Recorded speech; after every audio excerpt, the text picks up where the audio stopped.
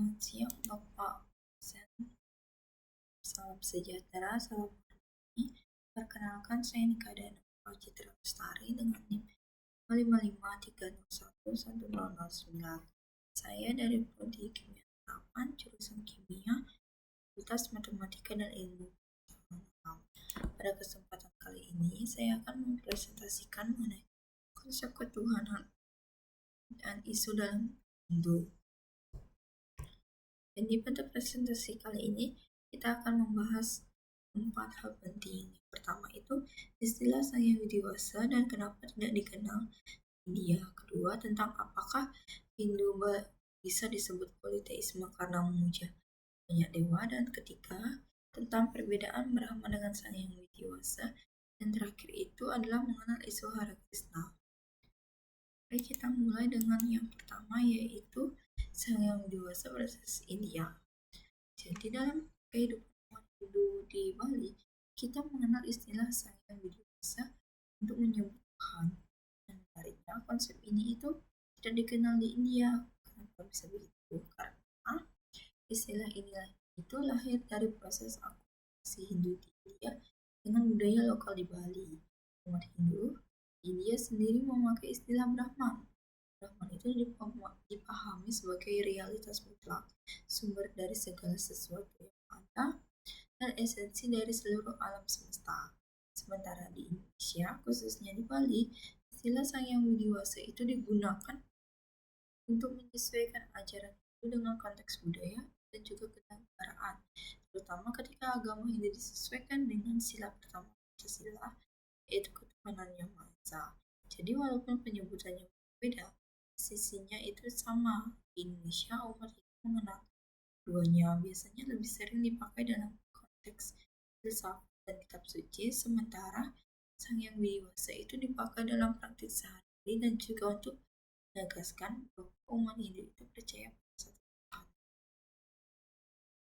Yang kedua, kita akan membahas mengenai Hindu dan juga politeisme. Kalau kita lihat sekilas, Hindu memang terlihat seperti agama politeisme.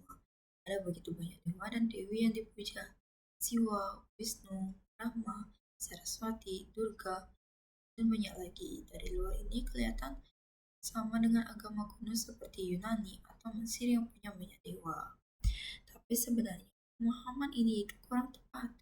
Dalam ajaran Hindu, semua dan dewa itu bukanlah Tuhan yang berdiri sendiri. Mereka hanyalah manifestasi dari Tuhan yang satu, yaitu Brahman atau Sang Hyang Widiwasa. Misalnya, Wisnu itu dianggap sebagai pemelihara kehidupan, Siwa sebagai pelebur, Saraswati sebagai sumber ilmu Tuhan. Artinya, ketika seorang berdoa kepada Dewi Saraswati, sebenarnya dia tetap menyembah Tuhan yang sama, yang melalui wujud pengetahuan. Nah, disinilah letak perbedaan besar. Dari sudut pandang luar mungkin kelihatan politeistik, tapi dari sudut pandang internal Hindu, semua dewa hanyalah jalan berbeda menuju Tuhan yang sama. Karena itu, Hindu itu lebih tepat disebut monoteisme, yaitu mengakui satu Tuhan tapi memperbolehkan beragam untuk manifestasi yang menggunakan umat dalam hubungan. Selanjutnya kita akan membahas mengenai Brahman versus Sang Hyang Widiwasa. Selanjutnya kita masuk ke pertanyaan ketiga, apa perbedaan Brahman dengan Sang Hyang Widiwasa? Brahman itu adalah istilah filosofis yang berasal dari kitab-kitab Hindu India, terutama Veda dan juga Upanishad. Brahman didefinisikan sebagai realitas tertinggi, mutlak, tanpa bentuk, dan juga melampaui batas pikiran manusia.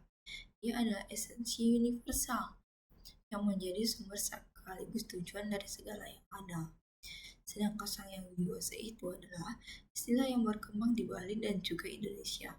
Ia digunakan untuk menyebut Tuhan Yang Maha Esa dalam bahasa yang lebih mudah dipahami oleh umat. Selain itu, istilah ini juga muncul dalam konteks sosial dan politik, agar agama Hindu itu bisa diakui secara resmi sebagai agama yang sesuai dengan dasar negara Indonesia. Jadi perbedaan Brahman dan Sang Hyang Widiwasa sebenarnya bukan pada esensinya, tapi pada konteks penggunaannya. Brahman itu lebih filosofis dan juga abstrak, sementara Sang yang dewasa itu lebih konkret dalam praktik keagamaan, adat, dan institusional. Keduanya itu menunjuk pada satu realitasnya sama, yaitu Tuhan yang Maha Esa. Selanjutnya itu adalah isu Hare Krishna. Sekarang ini kita masuk ke isu terakhir yang cukup menarik, yaitu tentang komunitas Hare Krishna. Belakangan ini di media sosial itu muncul berbagai komentar, bahkan demonstrasi yang menuntut agar Hare Krishna itu dikeluarkan dari Hindu. Kenapa sampai muncul penolakan seperti ini? Ada beberapa alasan, yaitu yang pertama, perbedaan ajaran dan praktik. Hare Krishna punya tata cara ibadah yang berbeda dari tradisi Hindu di Bali. Mereka menekankan pengulangan mantra Hare Krishna, Hare Rama, menganjurkan pola hidup vegetarian yang ketat, dan punya gaya ritual tersendiri. Perbedaan ini sering dianggap keluar dari pakem Hindu tradisional. Kedua, ada kekhawatiran akan perpecahan di tubuh umat Hindu.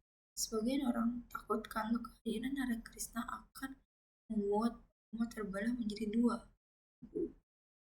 Ketiga itu kurangnya pemahaman dan dialog. Banyak orang menolak Hare Krishna hanya karena mendengar kabar dari media sosial atau opini, bukan dari pengetahuan yang benar. Akhirnya muncul kesalahpahaman. Keempat itu adalah faktor politik dan juga identitas. Nah, isu agama seringkali digunakan untuk memperkuat identitas kelompok, sehingga perbedaan kecil bisa dibesar-besarkan demi kepentingan tertentu. Tentunya, setiap masalah itu pasti ada solusinya. Yang penting adalah dialog. Umat Hindu arus utama dan komunitas Hare Krishna ini perlu duduk bersama, berdiskusi, dan saling memahami. Pendidikan agama juga harus lebih inklusif, agar generasi muda itu sadar bahwa Hindu itu sangat luas, terdiri dari berbagai aliran. Prinsip Bhinneka Tunggal Ika dan juga ajaran Tattva Mahasi itu juga harus ditekankan, karena itulah yang menjaga persatuan. Dan yang terakhir itu, jika konfliknya itu berlarut, peran pemerintah atau lembaga resmi dan bisa ikut membantu agar kerukunan tetap terjaga. Nah, kesimpulan dari semua ini adalah Hindu itu bukanlah politeisme murni, melainkan monoteisme atau komunisme testing. Tuhan itu tetap satu, tetap hadir dalam bagi manifestasi iman dan saya dewasa itu sama-sama menunjuk Tuhan yang sama, hanya berbeda dalam istilah dan konteks. Perbedaan aliran seperti Hare Krishna seharusnya dipandang sebagai kekayaan spiritual, bukan ancaman, selama tetap berpegang pada prinsip kerukunan dan juga persatuan.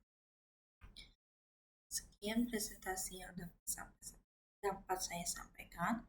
Mohon maaf apabila ada kesalahan kata. Saya tutup dengan para Santi. Om Santi, Santi, Santi. Salam.